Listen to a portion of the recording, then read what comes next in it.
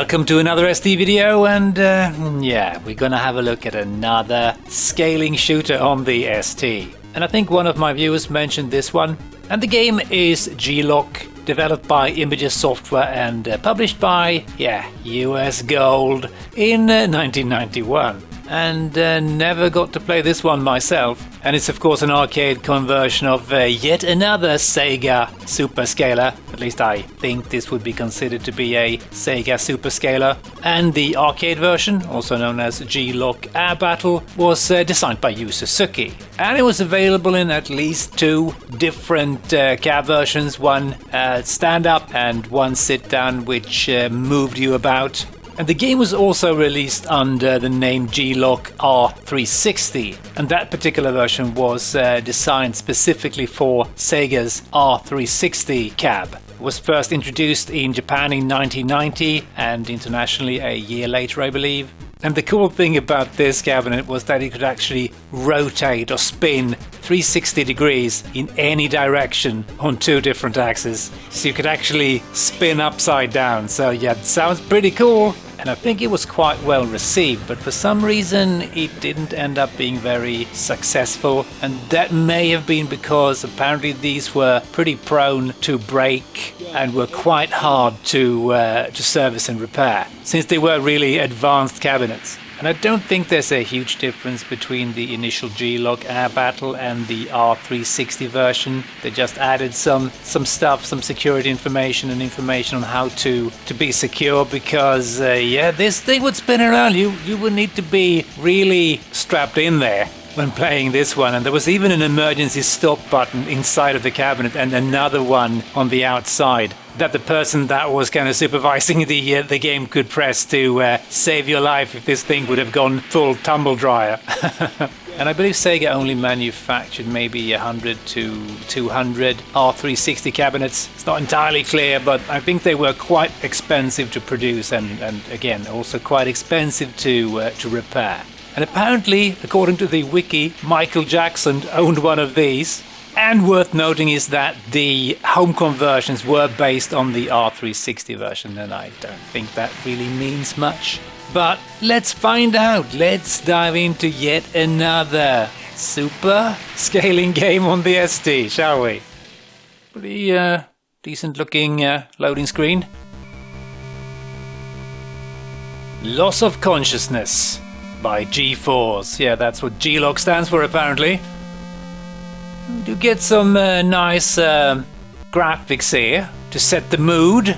Also get some music by... oh, I can't remember.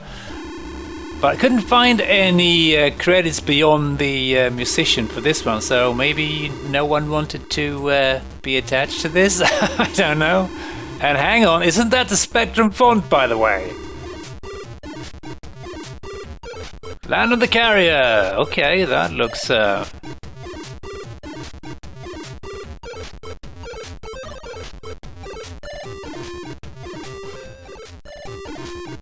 Oh, more nice graphics, and yes, that's the Spectrum font, I'm pretty sure.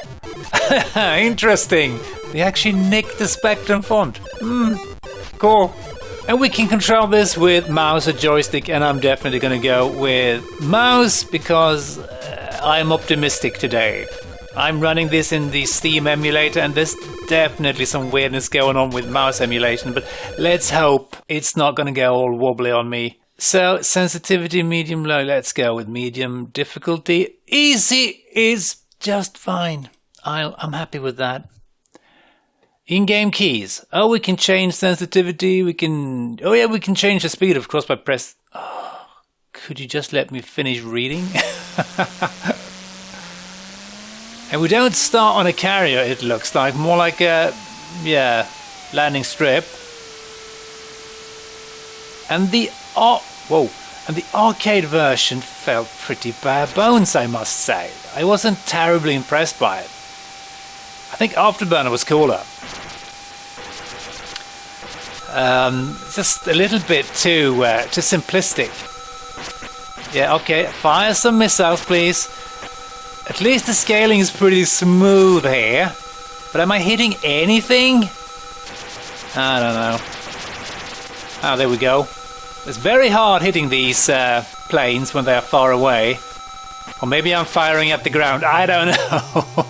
Yeah, the ground graphics in the arcade were very, very simple. It was just basically like sea or land or whatever. No cool... Yeah, I think there was a canyon eventually. But it looked a bit... Yeah. Afterburner looked cooler, I must say.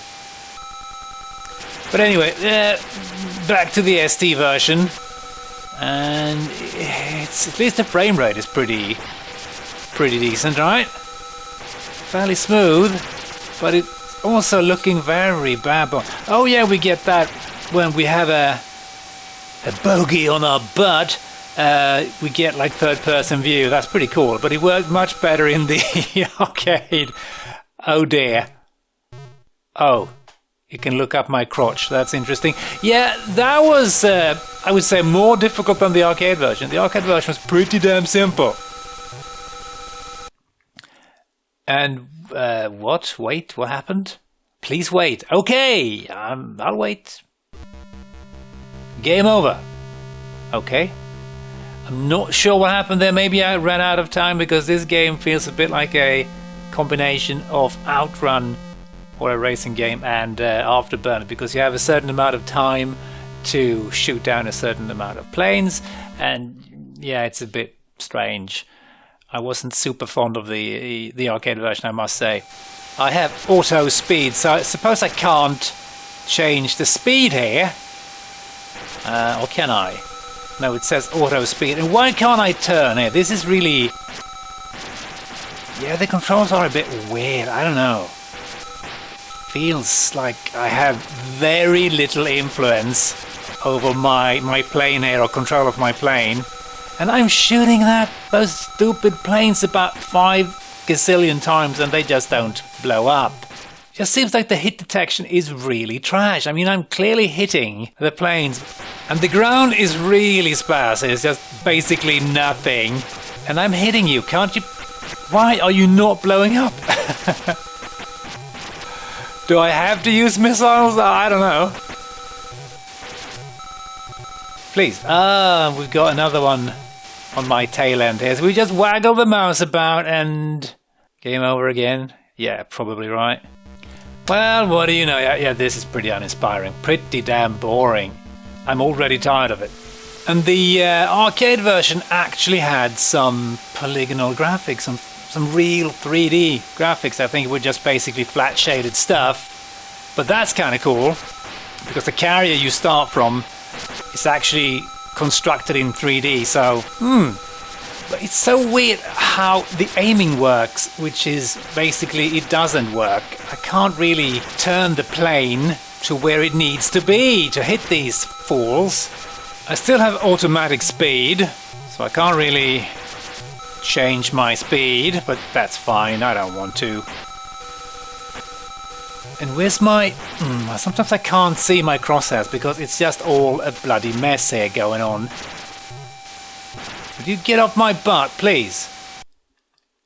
And I ran out of time already. What am I supposed to do? Wow, this is pretty tough. It's much harder than the arcade version. Okay, shoot 10 enemies. Okay, I'll try. Just give me some time, please. I've just shot 4 of them, and how am I supposed to be able to do this? They are just impossible to hit. This is garbage lock. It's really hard seeing.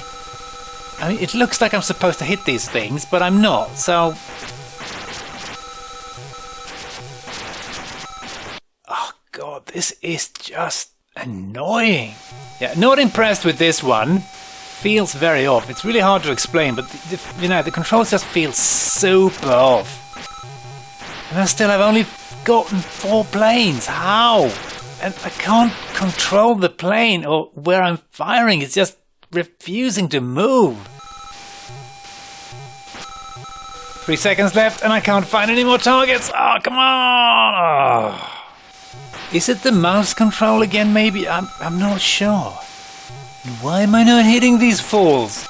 My missiles are pretty garbage. Or am I misunderstanding? Because when I hear the tone, I presume I'm allowed to fire my heat-seeking missiles, but maybe that's not how it works, because most of the time they just seem to miss. Yeah, let's try it from the beginning again and maybe get additional time or something. Not sure if that is perhaps the problem. I think I've got more time this time, right? So hopefully it'll be a bit easier. Oh, this is such a mess. Come on, fire, damn you. Why am I not hitting? Oh, yeah, I think I got enough now. Now I've got 18 seconds. I don't think I'm going to be able to make this. At least we get to glimpse the third stage. 18 seconds, really? This is so tedious, this game. Really, really, really tedious. I mean, it's pretty smooth, but I mean, there's nothing in it. There's just a horizon and some scaling planes, and that's it. And just pretty poorly designed gameplay. Ugh, yeah, this is absolutely miserable. I think I've had enough already, actually. It's just no fun to be had from this one. Even Afterburner feels like it's more fun on the ST. So yeah, let's head over to the review section, shall we? And I could only find one English review for this one, and that was in ST format. And they gave the game a pretty miserable 35%, and they wrote, "This has to win some kind of award for anti-climax of the year. If you encountered the arcade game, a superb sit-in console mounted on hydraulics which vibrate and wiggle you around according to the game action. Prepare to be assailed by a heavy wave of confused disbelief. Just what the hell happened here anyway? Graphics look rushed, the screen display is sparse and dull, the gameplay is boring and repetitive, and it all leaves you with the feeling that the license was acquired, the project was begun, and then something went drastically wrong. Like they lost the master disc and had to knock up something for the deadline, whether it looked like some substandard effort from a 3D shoot-'em-up construction kit or not. If you want to play a similar, infinitely superior game, get yourself an Atari Lynx and a copy of Blue Lightning. Almost a complete waste of time. Do yourself a big favor, get doing the washing up, it's much more fun, and useful too." Yeah, that pretty much sums it up, and I don't know, maybe 35% is too high. And yes, Blue Lightning is vastly superior to this, so much more fun. I actually had a Atari Lynx and I really enjoyed Blue Lightning.